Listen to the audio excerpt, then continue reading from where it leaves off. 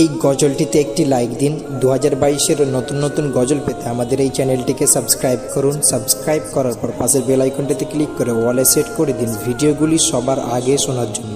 না আমি আর পারলাম না, সারা দিন কাজ করে এসেছি, দুটো খাবো, সেই বউ শাশুড়ির যুদ্ধ লেগেই আছে। আমি কি করব? এপারে বউয়ের একরকম বক্তব্য আর এপারে আমার মায়ের আর এক রকম বক্তব্য। আমি কি করব আমি নিজেই বুঝতে পারছি না। আচ্ছা আমি কি আমার এই নিজের জীবনটা আমি নিজে দেবো? এই বর্তমান সময়ে আমরা দেখতে পাই প্রত্যেকটা সংসারে অশান্তি লেগেই থাকে। মা ও ছেলের মধ্যে অশান্তি, বাপ বেটাতে অশান্তি, বউ শাশুড়িতে অশান্তি, অশান্তি আর অশান্তি। এই বর্তমান জামানায় এত অশান্তি বেড়ে গেছে বউ শাশুড়ির মধ্যে।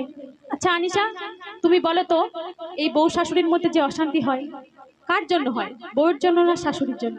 আমার তো মনে হয় শাশুড়ির জন্য হয়। কিন্তু আমার মনে হয় বউয়ের জন্য হয়। কিন্তু যা খিটির খিটির করে।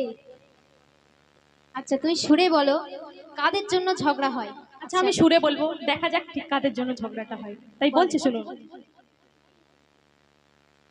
আমার বাড়া ভাতে শাশুড়ি মার বক্তব্য, শাশুড়ি মা বলছে শুনুন। আমার বাড়া ভাতে পড়লো ছাই কেন বলো না, বিষাক্ত নাগিন হলো রে আমার বৌমা। আমার বাড়া ভাতে পড়লো ছাই কেন বলো না, বিষাক্ত নাগিন হলো রে আমার বৌমা। যে মা তার ছেলেকে 10 মাস 10 দিন গর্ভে রেখে সেই ছেলে ভূমিষ্ঠ হওয়ার পরে কত লালন পালন করেছেন, কত যত্ন সহকারে, এবং ছেলের যখন বিয়ের বয়স হয়ে গেছে সেই মা খোঁজ লাগিয়েছে কোথায় ভালো মেয়ে আছে। তারপরে ভালো মেয়ে দেখে সেই ছেলের বিয়ে দিয়ে দিয়েছে। সেই ছেলের বিয়ে হয়ে যাওয়ার পরে মায়ের সাজানো গোছানো সংসারটা অশান্তিতে ভরে যাচ্ছে কাল লাগিনির জন্য। তাই শাশুড়ির কি বক্তব্য বলছি শুনুন। ছেলের জন্য এনেছিলাম সুন্দরী এক নারী, দুদিন পরে আমার সে মাথায় দিল বাড়ি। কি ঠিক বলছি তো আমার শাশুড়ি মারা?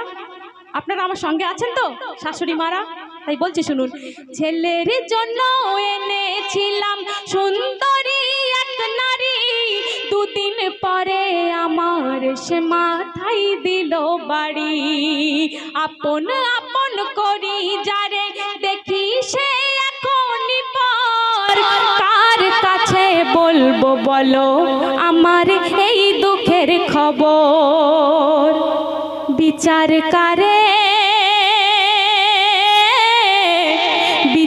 কারে জানাই বলে সে ভালো না, বিচার কারে জানাই বলো সে ভালো না, কাল লাগিনির কবলে আমার সোনা। আমার বাড়া ভাতে পড়লো ছাই কেন বলো না, বিষাক্ত নাগিন হলো রে আমার বৌমা। আচ্ছা আমার স্বামীমা বুঝানের দলে শাশুড়ি মারা রয়েছে, আর আমার দলে কারা রয়েছে? বৌমারা আছেন তো? ইনশাল্লাহ জিতবো তো। আমার স্বামীমা বুঝান বললেন শাশুড়ির কিছু বক্তব্য, বউয়ের তো বক্তব্য করা যায় তাই না? তাই সেই বউয়ের বক্তব্য কি লিখছে কবি? লিখছেন ছাড় পোকার কামড়,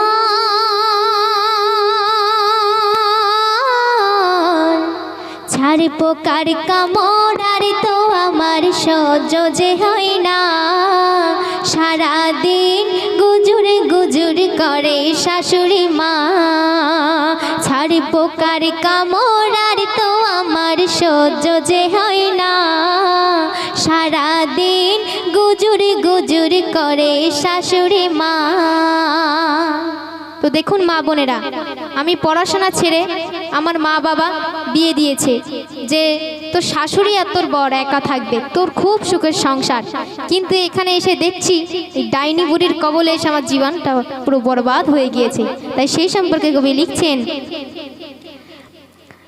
আমার আর ভালো লাগে না এই সংসার করিতে, কপাল আমার পড়ে গেছে ডাইনি বুড়ির হাতে। আমার মাঝে মাঝে একটু আকুট অত্যাচারের মুখলি, শানের ঘাটে শাশুড়ি মোর ডুগডুগি বাজাই ঢোলি। কথায় কথায় কথায় কথায় ভুল ধরে শাশুড়ি মা, তোমার মায়ার কথা একটু মা ভাবো না। ছাড় পোকার কামড়ার তো আমার সহ্য যে হয় না, সারাদিন গুজুর গুজুর করে শাশুড়ি মা। আচ্ছা, আমার শাশুড়ি মা ঠিক বলছে কি? বৌমারা বলুন। হ্যাঁ, একদম ঠিক বলছি। ঠিক বলছে? আর আমার শাশুড়ি মারা কি বলছে? বৌমা কি ঠিক বলছে? যে ছেলে বিয়ের আগে মায়ের কথা শুনে চলতো, আর সেই ছেলে বিয়ে হওয়ার পরে আস্তে আস্তে মার থেকে দূরে সরে যেতে লাগলো, মনে হয় যেন তাবিজ করে নিয়েছে।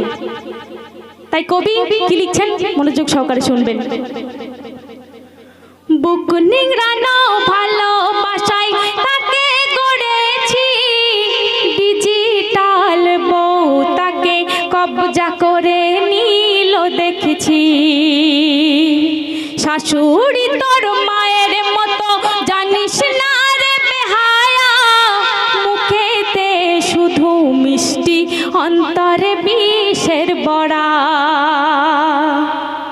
বুক নিংড়ানো ভালোবাসায় তাকে গড়েছি, ডিজিটাল বউ তাকে কবজা করে নিল দেখেছি।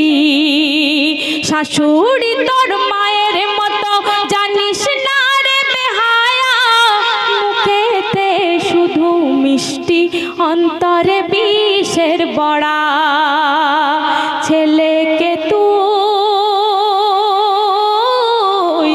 ছেলেকে তুই দিস না রে ওই কুমন্ত্রণা, সে মাথা মোটা মায়ের কথা ভাবে না।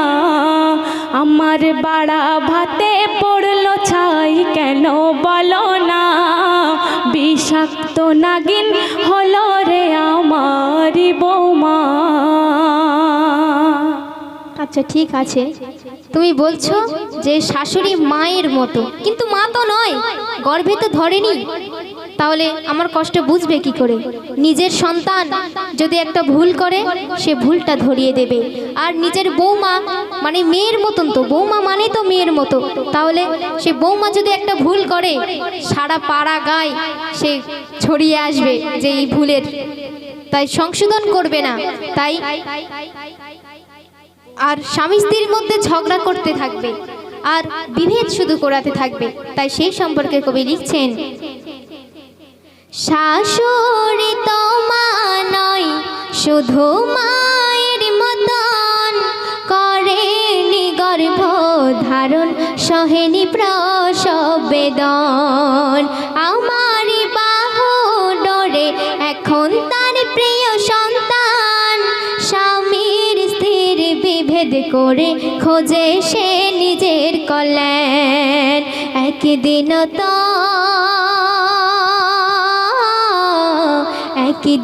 তো বলছিলে ও গো মা, খিটির খিটির তুমি আর করো না। ছাড় পোকার কামড়ার তো আমার সহ্য যে হয় না, সারাদিন গুজুর গুজুর করে শাশুড়ি মা। আমি এমন একটা বউ আনলাম সারাদিন তার সাজন গোছন করতে ব্যস্ত, নামাজ রোজার ধার ধারে না। আর তার কি রূপের বাহার, স্কিন লাইটের রূপের বাহার। আর কি করে, স্বামী যখন বাইরে থাকে তখন সে কি জানি ফোনে কার সঙ্গে কথা বলে, আর ঠিক স্বামীর আসার আগের মুহূর্তে যেন আসমান থেকে ফারিস্তা নেমে এসেছে। এত ভদ্র শান্তশিষ্ট। তাই অতি মূল্যবান কথায় কবি কি লিখছেন মনোযোগ আকর্ষণ করবেন। নামাজ রোজার ধারে ধারে না, সাজন গোছল আছে বেশ, সুখের সংসার এই বেনে বউ আগুন লাগিয়ে করলো শেষ। স্কিন লাইট মেখে সে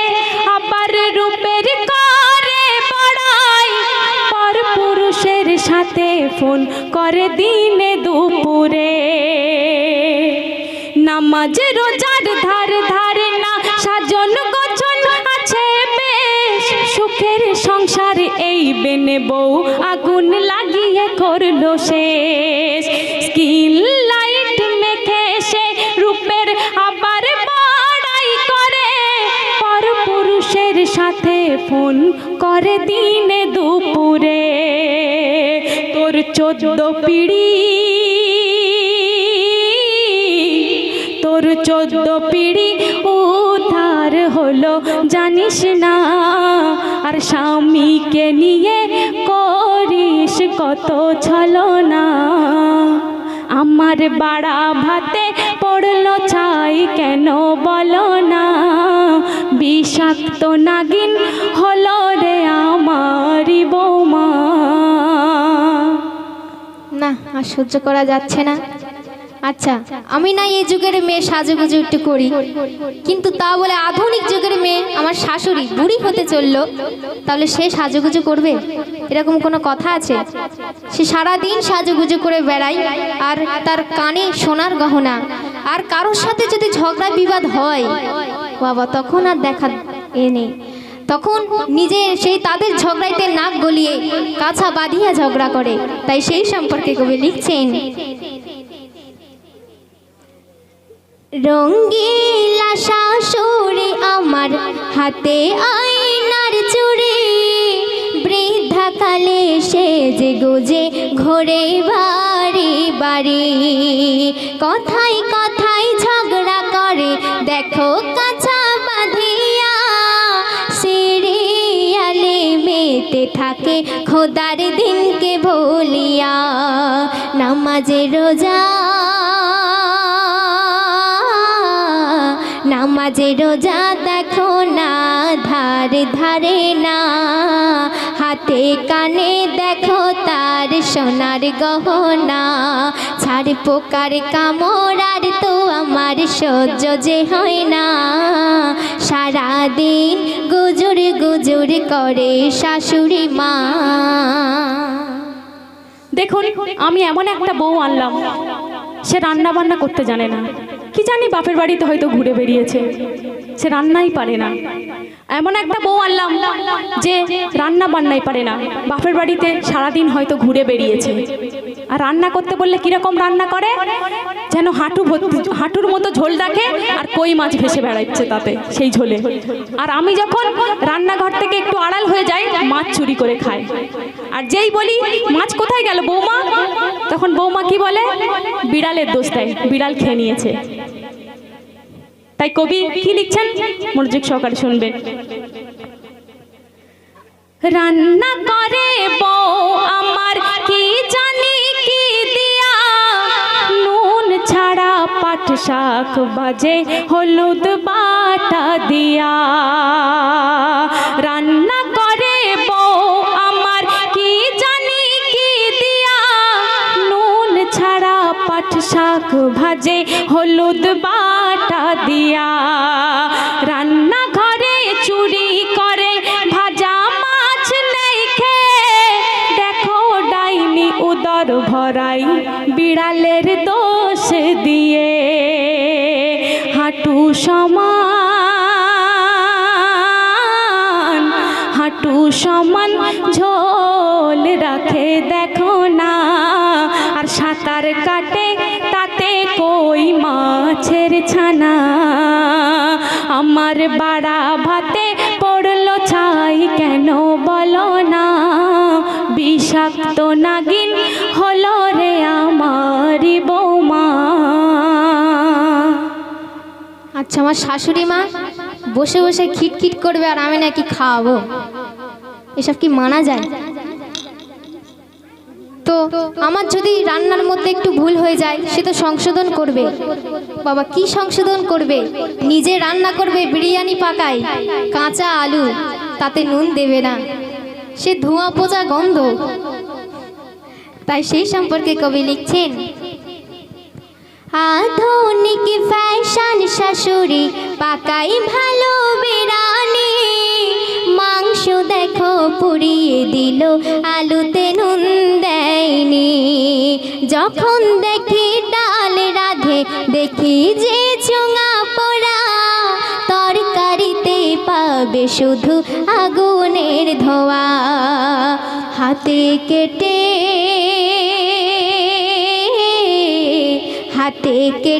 বাটে শাশুড়ি মা।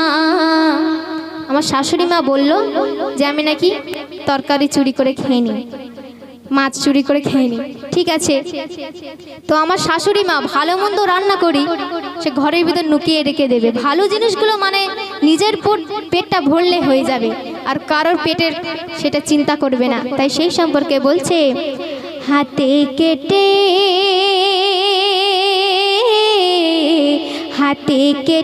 বাটে শাশুড়ি মা। কি পেল বউ ছেলে আর দেখলো না, ছাড় পোকার কামড় আর তো আমার সহ্য যে হয় না। সারাদিন গুজুর গুজুর করে শাশুড়ি মা।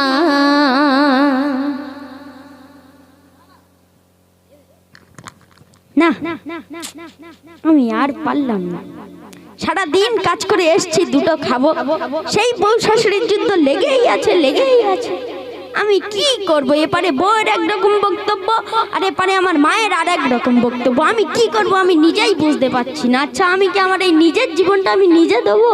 তোমরা বলো, তাতে কি তোমরা সুখী হবে? তাহলে বলো। হ্যাঁ, তুমি সুরে বলো। আচ্ছা, আমিও আমার বক্তব্য বলছি, শোনো। সংসার সুখী হয় রমণীর গুণে, আজকাল মেয়েরা সে কথা কি মানে। আর শাশুড়িকে হতে হবে মায়ের মতন, তবে মাগো পাবে তুমি বউয়ের যতন। গলায়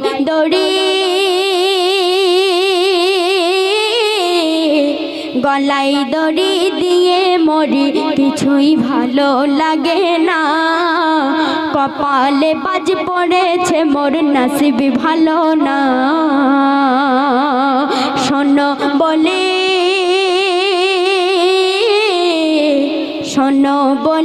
ও গো বিবি বলি ও আম্মা, হইও না আর বাঘিনী, তুমি হইও না হাইনা। আচ্ছা, এই রকম যদি অশান্তি চলতেই থাকে তাহলে গজলটা আর শেষ হবে না। ঝগড়া করায় মানে রাত শেষ হয়ে যাবে, কিন্তু ঝগড়া আর শেষ হবে না। শাশুড়ির বিরুদ্ধে বৌমার অভিযোগ, বৌমার বিরুদ্ধে শাশুড়ির অভিযোগ, শুধু রেষারেষি। তাই সর্বশেষ ছন্দের মধ্য দিয়ে কবি কি লিখছেন মূল্যবান কথায় একটু মনোযোগ সহকারে শুনবেন। বাপু মা ছেড়ে এসেছি মা তোমার এই সংসারে, নিজের বেটি ভেবে নিও ব্যথা দিও না অন্তরে। গর্ভে তোমার না ধরলেও শাশুড়ি মায়ের মতো, সেবা করো শাশুড়িকে করো অতি যত। বাপু মা ছেড়ে এসেছি মা তোমার এই সংসারে, নিজের বেটি ভেবে নিও ব্যথা দিও না অন্তরে। গর্ভে তোমার না ধরলেও শাশুড়ি মায়ের মতো, সেবা করো শাশুড়িকে করো অতি যতন। তাই